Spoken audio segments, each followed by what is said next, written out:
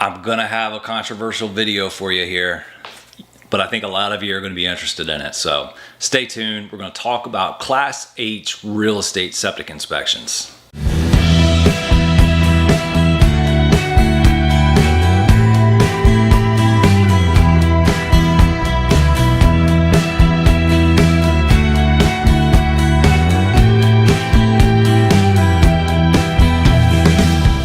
For those of you that don't know, in Delaware, when you go to sell your property, you're required by the Department of Natural Resources to have a Class H septic inspection.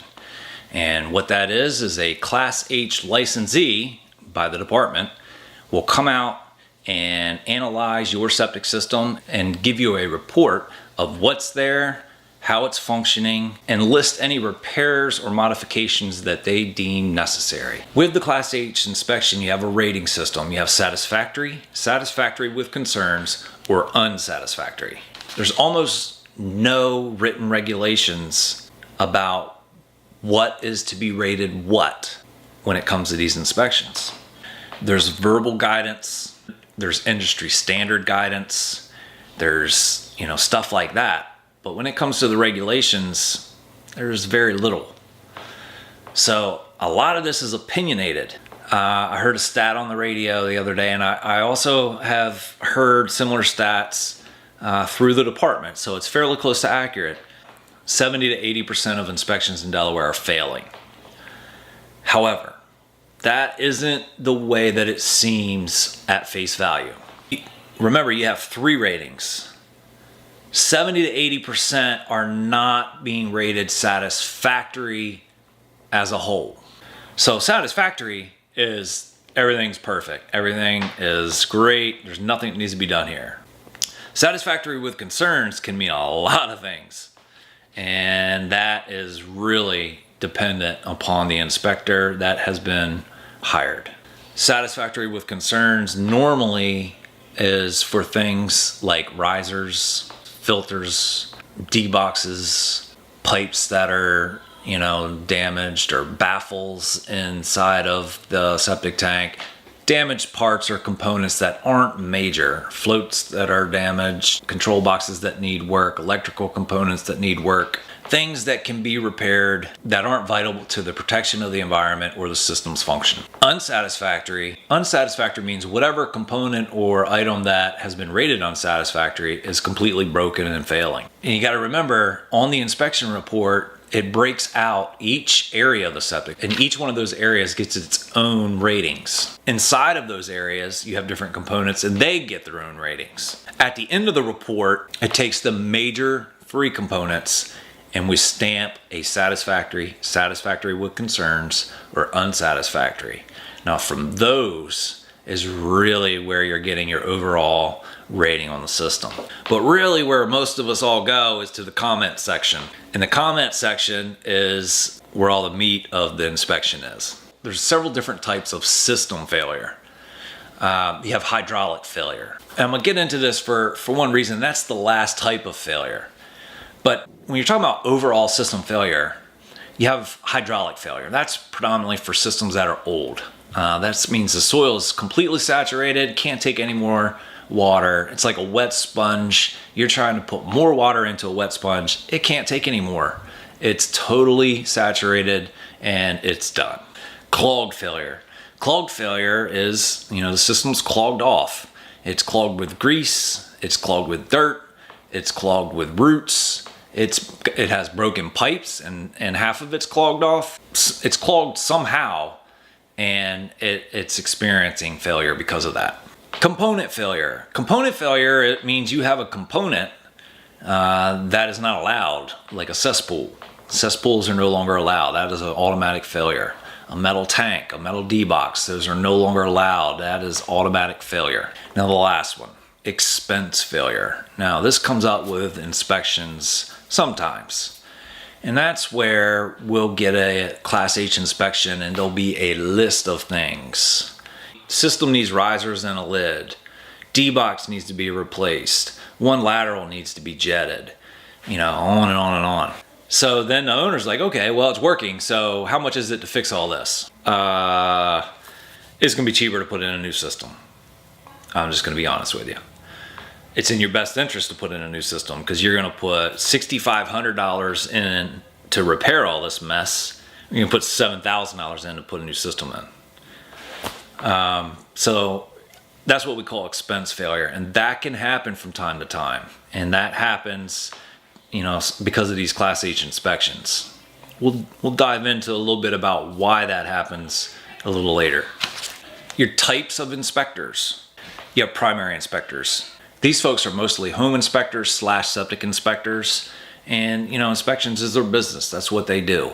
You have inspectors that do minor repairs. Okay, so they're licensed just as Class H inspectors. Now, you'll find a lot of pumpers out there who their primary jobs are either pumpers or inspectors or some combination of the both. And then you have full-scale companies like our company, where inspections is a very small part of their business.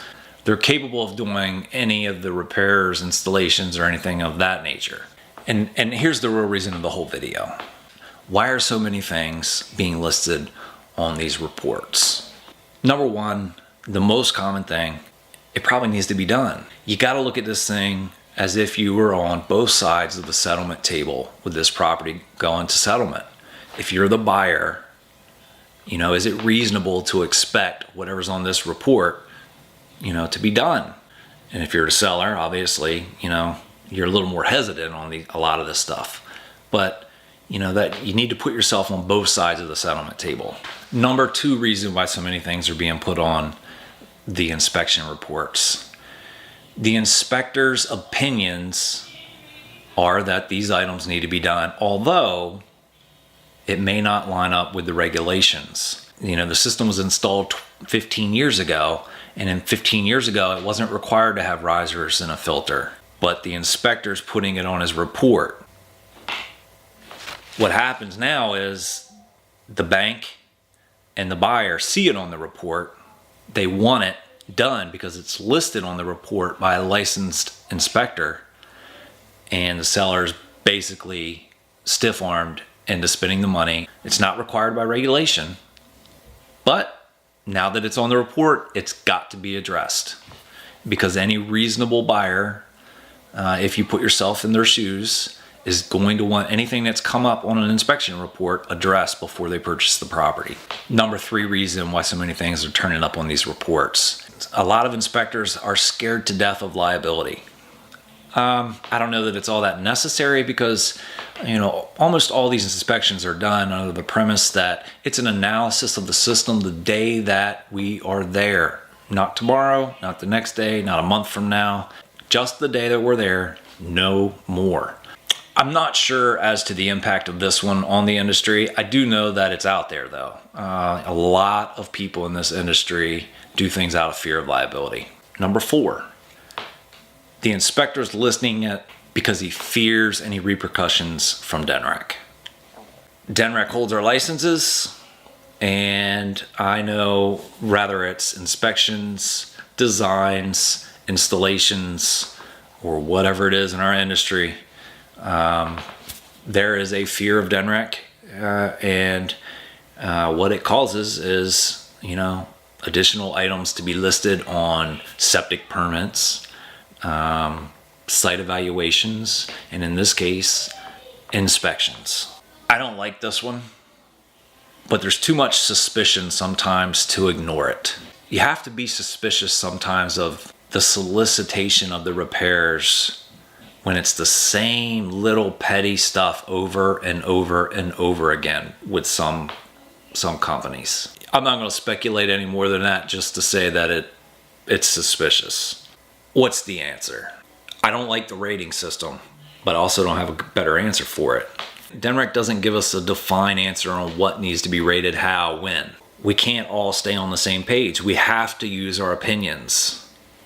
So it comes down to trust, honesty, and integrity in the people that you're working with. You also need to know that you're working with someone who has the backbone to stand up and put down on a piece of paper what is right, what is accurate, and not necessarily what he's scared of. You don't want someone listing a bunch of stuff on the report because he's scared of, liability or because they're scared of, the Department of Natural Resources. You want someone that is going to do the job that they were hired to do. At Willey & Company, I decided a long time ago we were going to put a separation of honesty and integrity between us and the Class H inspection process. I'm a licensed Class H inspector. We got into an arrangement with several inspectors a long time ago that they'll do the inspections for us as a subcontractor at a low rate, and we'll give them plenty of quantity of those. And that allows us to have a separation for our clients. That way our clients know that there's honesty and integrity built into that process. We specialize in the installation and repair side of things. That's where we want to be. And that way when an inspection comes through our company, everyone knows that there's a sense of honesty and integrity going through the process. That's all I have for you. Hopefully you know a little bit more about this process and you can make a little better educated decisions. Please go to our website for more information, www.willeyco.com. Leave it in the description below. Hit show more. Give us a like if you liked the video. Can't wait to see you next time. Thanks.